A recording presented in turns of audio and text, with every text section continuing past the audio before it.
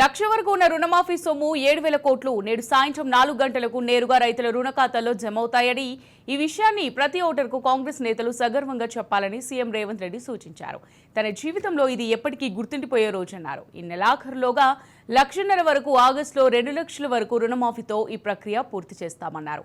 ఈ విషయాన్ని polling booth స్థాయి వరకు ఇంటింటికి తీసుకెళ్లి ప్రతి ఒక్కరికి వివరించాలన్నారు.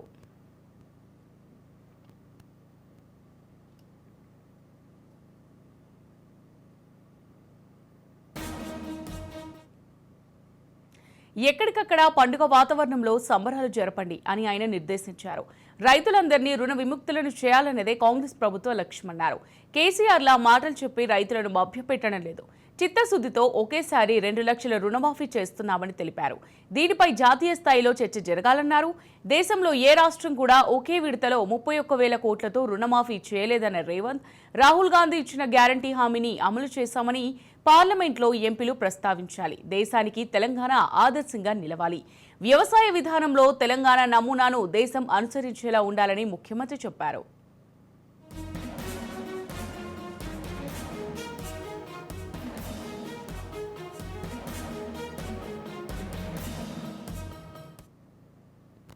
మన్మోహన్ సింగ్ ప్రధానిగా ఉన్నప్పుడు 2004లో ఏకకాలంలో రుణమాఫీ చేశారని, ఆ తర్వాత ఇప్పుడు తెలంగాణ ప్రభుత్వం మాత్రమే చేస్తోందని చెప్పారు.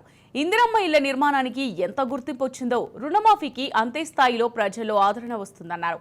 కార్పొరేషన్ చైర్పర్సన్ ఇతర పదవులిచ్చింది పని చేయడానికేనని, ఎవరూ ఇంట్లో కూర్చోవద్దని సీఎం సూచించారు.